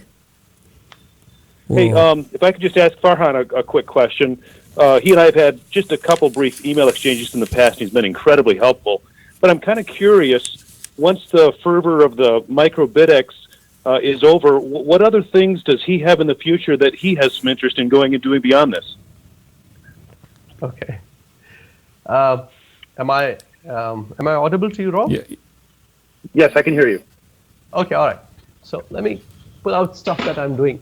I can probably show you some stuff. Okay. This is not strictly something that you'll be able to get for $100. But you see that's what I'm working on. Looks like a CubeSat. Yeah. So we're building a CubeSat. Maybe a 600-watt amplifier. No, that's a CubeSat. That was a CubeSat, I guess, right? Yeah, that's CubeSat. Yeah. And okay, the other thing that I am working on right now, and this is something which would be of immense interest to all of you, is this. It's crazy. It's crazily packed. I shouldn't have done this so badly. So yeah, I don't think you want to take that through an airport. Yeah, okay. I know, or even to a class. Yeah. So that's the TNC audio shield. I just misplayed the TNC on this. So this is a TNC SDR backend, okay, onto this is actually a VHF transceiver. So you see there's a front end here, and it's 20 megahertz, 15 kilohertz IF here, and that feeds to the TNC, there's an encoder hanging off here, and there's a very small display. So I am actually planning to make an SDR, but it's unlike the regular SDRs in the sense that it's a little closer to the K3, or more importantly to the DSP10, if you remember that from the EMRFD, that is a superhet front end, you know, but the IF is all digital. So you basically, you know, come down to 15 kilohertz as the second IF, and that directly goes into this. So what happens with that is that your sideband suppression, etc., that's all history. So you basically can put all sorts of digital gimmickry into that. So we're looking at an SDR maybe sometime in the future? Yeah, I mean, you know, I'd like to finally, you know, put my hands into SDR. Yeah. I've done a lot of DSP work in my professional line, you know, doing codecs, etc. But, you know, I've always tried to keep ham radio off it. You know, it's like recreational stuff. So, but that's one of the things that I'd like to, you know, get on to next, probably something which could even go as a backend to the BITX 40 or the BITX, more specifically to the BITX, to the micro BITX, right? Now, if you look at micro BITX, there's a very interesting, and there's a lot of interesting stuff you can do. But sorry, there's someone who's, sorry, I should have put this on mute. Let me do that. So, which is that you can actually add a digital backend to this, or a DSP backend to the micro BITX. You see that all the three oscillators are reprogrammable. And that means that you could up the audio to a 15 kilohertz IF, feed it off to your laptop, and run a LINRAD on that. Oh, that right? sounds interesting and exciting. Who we have on the phone? This is Mike Delval. Hey, NX2U. Yeah. Yeah, Mike has been keeping me up to date with Craig there in the hospital. Farhan, I don't know if you know or not, but Craig was building your micro Bitx when he had a heart attack this week and went into the hospital. And guess what? He just had his wife tonight bring the micro Bitx to the hospital. Oh God. Go ahead, Mike. I'm so happy that I got my Bitx in 4 days, Farhan. I loved it. It took me 2 days to build the case and about 3 hours to put it on the air. It worked perfect. This morning I turned it on and it scrambled.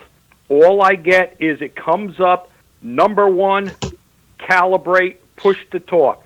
Number 2, BFO, push to talk. Number 3, test 3.5, and it locks up. Sometimes if I keep recycling it on and off, it'll kick on to CW at 7.150 and just keep transmitting at full power. Right. What do I need to reset? I replied to that on Facebook. So it looks like your encoder is being permanently pressed down. Okay, the encoder button, because that's when it's going into the factory alignment mode.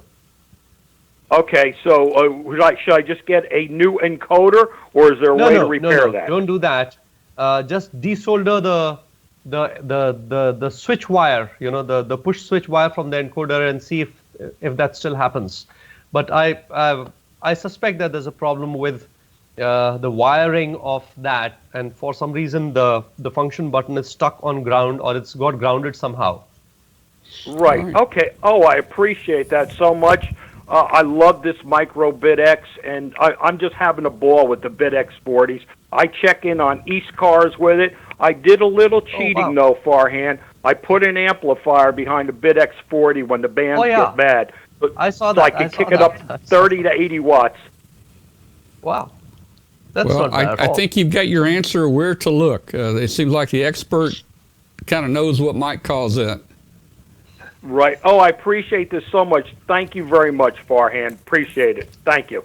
And you know, my best wishes to Craig, and you know, Godspeed. I hope to get back in sync with him. He told me today that they might send him home tomorrow. I think I think they're going to give him some medicine to try to control the speed. His heart's beating. Okay. So maybe he'll be getting out of there pretty soon. And he's still in here watching right now. He's in that hospital. I hope he is, Tom. Yeah, he is. I'll keep you abreast of any information I get from Craig. Okay, well, great. Do that, and he's in the chat room right now. Unless they give him a sedative and he's gone to sleep. So I don't know. He's there. He's there. Okay, thanks a lot. All right. I'm out of here. Go ahead. Thank you, Farhan.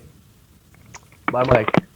All right, 901-286-1116 is the number if you'd like to call and talk to Farhan. Hey, Tom. Yes. I'm just going to pop in and say goodnight to everybody, and for everyone who's still celebrating a happy Hanukkah and happy Merry Christmas coming up, and see everybody next week while we hang out after with our full bellies from Christmas. Yeah, we're going to do Katie and I are going to do a Christmas show next week, guys, and we want viewer participation. Next week is going to be about ham radio and what you got for Christmas. So Katie and I, no special program planned, except that's what we're going to talk about. We're going to drink eggnog and eat leftover cookies. And hey, Katie, tell them to send their shack pictures in. We'll do some more next week.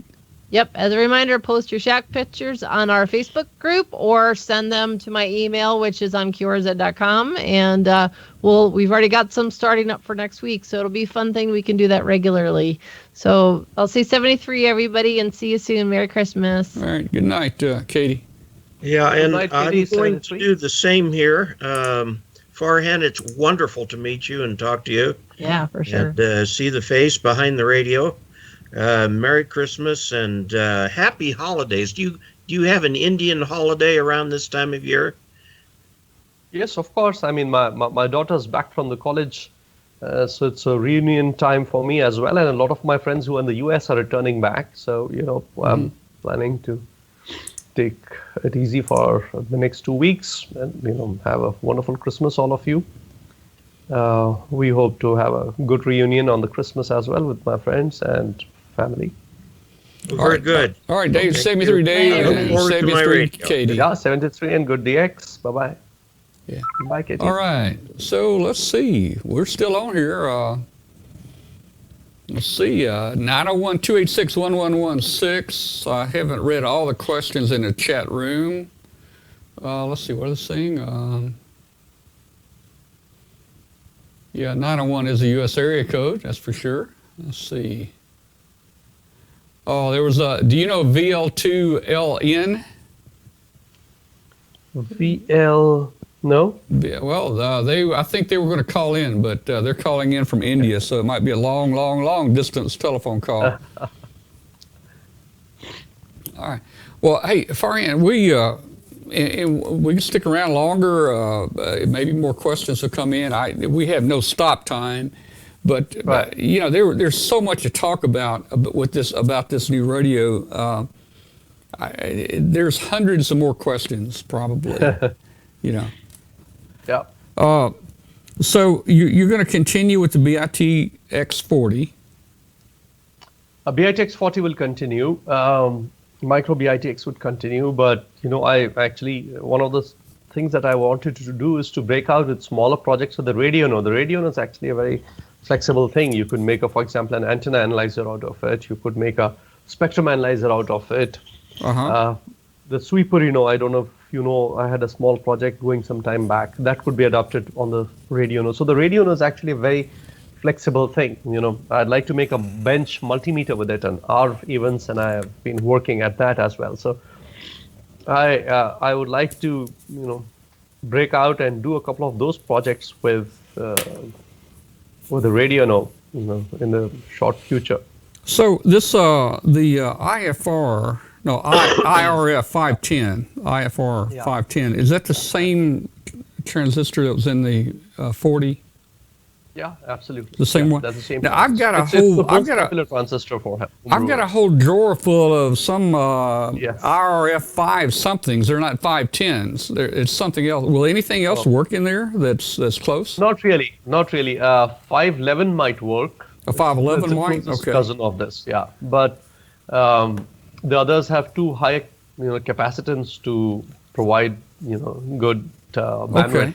The thing about the FETs is this, that unlike transistors where the gain keeps going down with frequency, an FET would, actually ideally work even at microwaves without a problem. The problem is what's the capacitance between the leads, and that capacitance is actually pretty high. So you have to look for transistors with lower capacitances when you're looking at FETs for higher frequency work. And that's the challenge, that the power FETs traditionally have fairly high capacitance. Even with the IRF 510, the input capacitance is about 120 PF, which is actually pretty, high in the RF regions. I mean, the reactance is pretty low. It's almost like a short. So it probably wouldn't be good practice to, if you wanted to remove those 510s and put them on a chassis, you wouldn't want to extend the leads. Not much. But probably 1 inch of leads wouldn't really harm them in any way, because on the other hand, what we've done here is with the micro BITX, there's a lot of loading on the gate. So we've seen to it that there are ways to suppress down the random oscillations that it might go into. So it's a fairly stable design.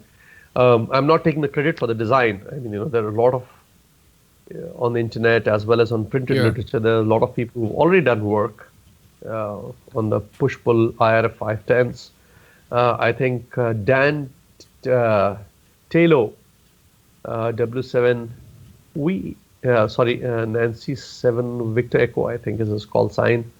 The guy who famously invented the quadrature detector, which is used on the soft rock and all these SDRs. So he actually has designed the original push-pull amplifier for the BITX 20, which was being sold by Doug Hendricks.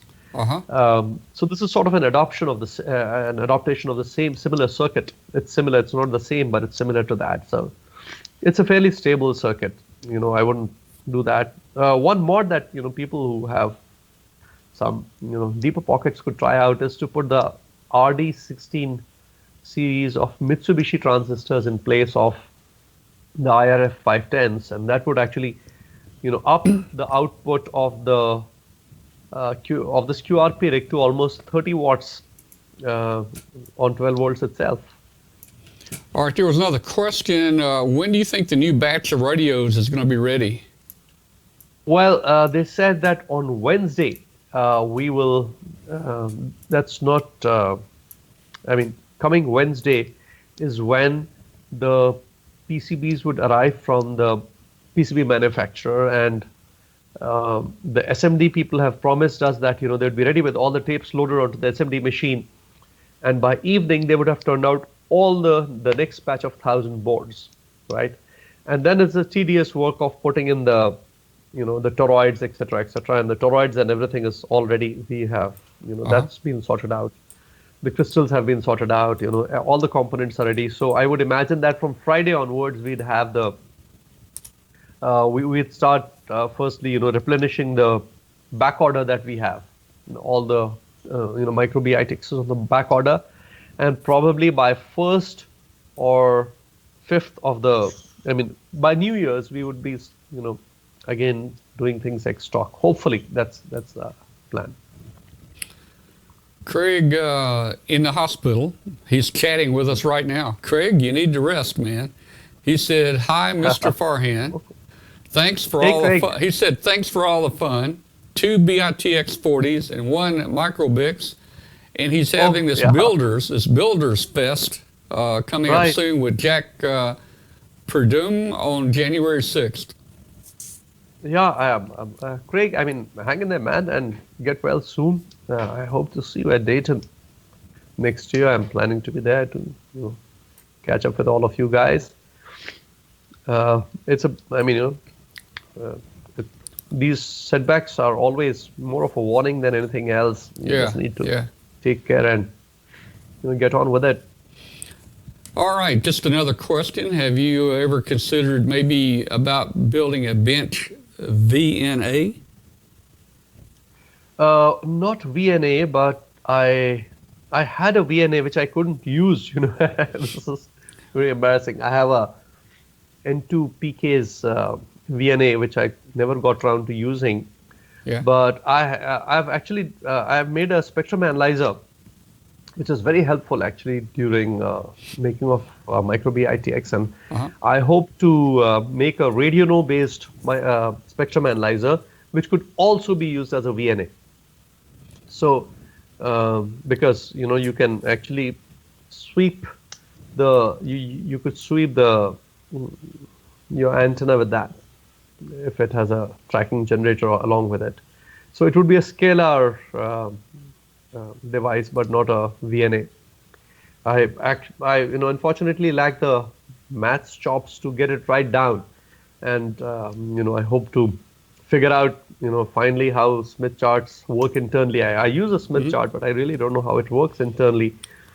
Wes tried explaining it to me, this May, but I was too overwhelmed in his company to actually concentrate on what he was saying. Tell me about the two blue pots up here. Are those for these finals, or what are they for? Yeah. They are the PA bias settings. They've already been preset, so you don't really have to do that. But if you need to do that on our website, there's a page to do that. Now, do we find the same one under HF Signal, hfsigs.com? Yeah, now it's hfsignals.com. So even if you go to HF6, you will get you will get transferred to hfsignals.com, and there under micro BITX under the micro BITX tab, there is I think it's called Tune Up, if I remember it right. Okay. So you could actually go there, and it will tell you what to do with those two pots. Will it run okay on 11 volts? Yeah, I have actually run this even on 9 volts, and it works well, except that, of course, the transmit power is pretty pathetic. It gives me about 2 watts on 40, which I've used to make contacts on CW, so it's not too bad. In fact, let me show you my own build. Now you're using AA batteries? Yeah, so let me just show you that. So that's my build. Oh, it's so neat. So let me ask you a really secret question. How do you get the hole cut so nice to fit the display? This one, I mean, this is actually, it's not nice. I've seen it so much better with other people, but I use a Dremel, and I mostly make my boxes. I mean, this box, if you see here, it's made out of scrap PCB. Oh yeah, yeah. So I just use a Dremel. That's the only thing that I can use well with a cutoff wheel, the 409 cutoff wheel. But I keep breaking those wheels all the time. And I have another problem, which is that you see this cold of mine. It's actually triggered by the flying dust which comes out of the fiberglass which flies, and the PCB is cut. So that's actually a big block for my home brewing. So let me ask you a question. I think Craig mentioned some type of Home Depot case or Home Depot box that you mentioned. Is there a box out there that's a good fit for this? I don't know. I mean, any box would do as long as it can hold the thing in. But I really have no recommendations about the boxes at all. Okay. I'm actually very mechanically inept, and I put things off for weeks. I mean, this, for example, is a tuner that I carry with me. Yeah. It took me about a week to get going, just to get this box. All this plastic, I mean, and I poked holes into it with a screwdriver. I mean, it's really ugly. Well, I think I would some people the thing. I said, no, I'm just trying to cut a hole into it. Some people would probably take a soldering iron and put a hole through it, So, but hey, that's a neat little QRP tuner. And my idea is, in my next build, I'm going to build. I'm not going to get a really small box that everything's crowded. I'm going to try to get one where I have a little room to do some expansion.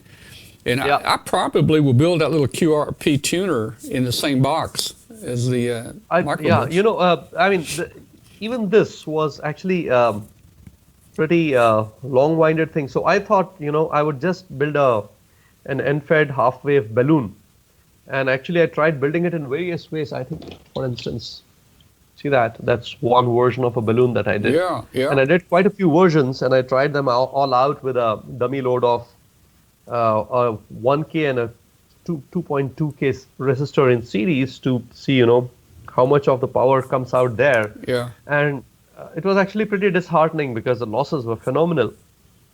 And so finally, what I did is I went back to the SOTA tuner of QRP kits, and I've used the same design here. It's just that it's in a different box, but internally it's exactly the same thing. So that actually sort of works. It doesn't dip well on 20 at all, but on 40 it works well, and 40 is my favorite band, so it works. But I would want it to be multi-band so that I can use it. Well, don't get discouraged, Farhan. I made a homebrew cobweb. We talked a little about it. We talked a little about it, and it has a 12.5 ohm impedance. And I built the balun or the matching transformer. It was pretty simple to build, but I was basically under the assumption that so I need a 12.5 ohm to 50 ohm transformer. Right. So I put a 12.5 ohm across it, and I put a antenna analyzer on the other side, and it was crazy. Nothing read correct. I mean, it's terrible. But I put it on the antenna. The antenna, and it was a perfect match. So I don't know really what caused that. So, I would say take your balun and put your length of wire out there and try it. See. Yeah. It might measure differently. Yeah. So this is my entire travel kit these days. I'm doing a bit of. That's my antenna. It's 66 feet of wire with about 2 meters of counterpoise, and I have my micro Bitx. I'll actually open it up and show you. So there's an AA cell case inside it. Let me just open this for you. So I carry this. It's actually pretty neat. I can set up a station in about 5 minutes anywhere. It's almost like carrying a VHF handy, except that you need to look around for a tree to. Okay. Let me see how I can hold this up. Okay, so that's the BITX. You see, this is a BITX which is mounted inside it. That's the micro. Yeah, that's a micro BITX. BITX. Yeah. And this is the speaker with cover with the AA batteries inside it. And the way I wired the AA batteries is such that if you push in the DC connector, then the batteries get disconnected. Yeah, that's a good way to do it. Yeah, the only problem is, and I realized this when I was traveling to Calcutta, I had mounted an external on-off switch, is that the switch gets thrown on when this is knocking around in your bag. Yeah, yeah. Pretty bad design on my part, but otherwise, but for that, it's actually a very good travel rig. So I just have this. And this is the tuner, and this is my. Well, there you go. There's your complete station right there. A lot of people. I see a lot of questions every day about, can I use this microphone on my BITX 40? You've got that designed. You've got that designed to use a condenser microphone. Yeah. So it needs to be a condenser. It needs to be a condenser element, I assume. Electret mic, It needs to be an electret mic, right? So this is an electret mic which I have mounted. This was actually this small thing here is used in the televisions. To give a 75 ohms and a 300 ohms. It's the balun for the TV. So I mounted it in that. Okay, and there's a PTT on the side.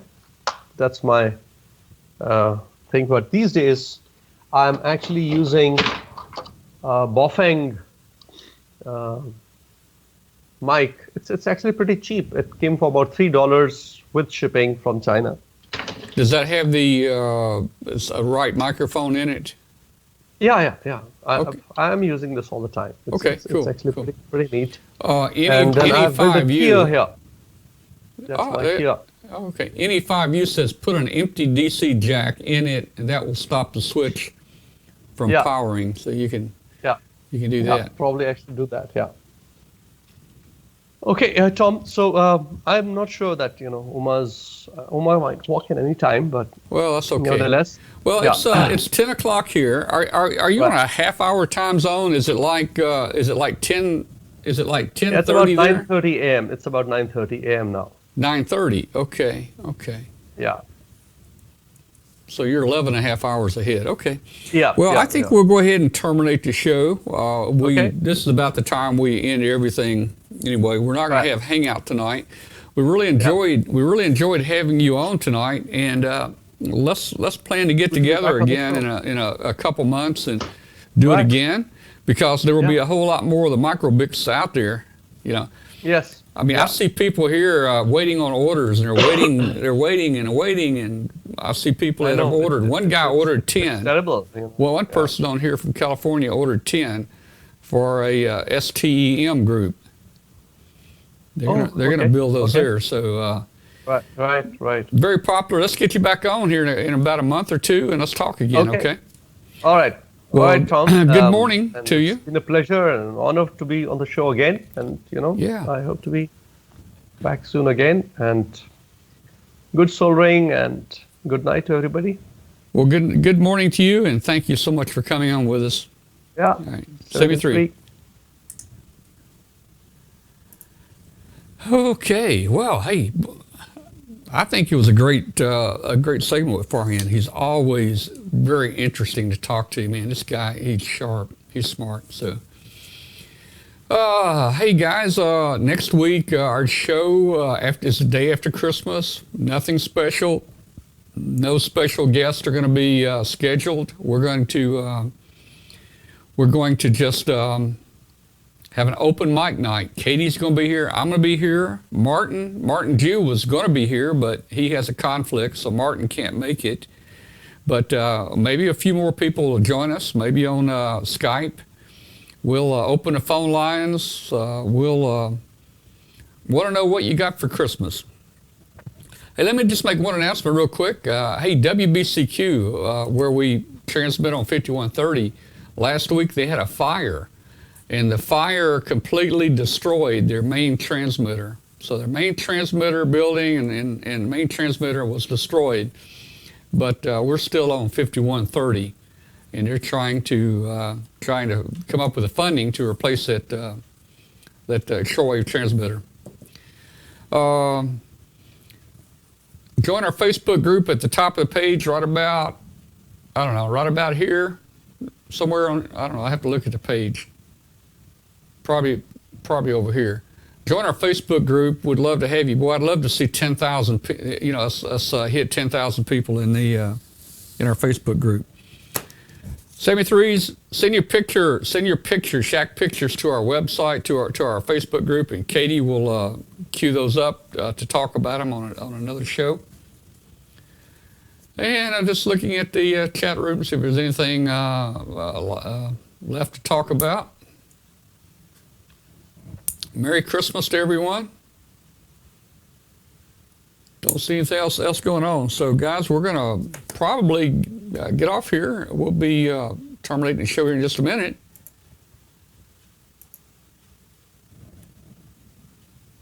And let's see.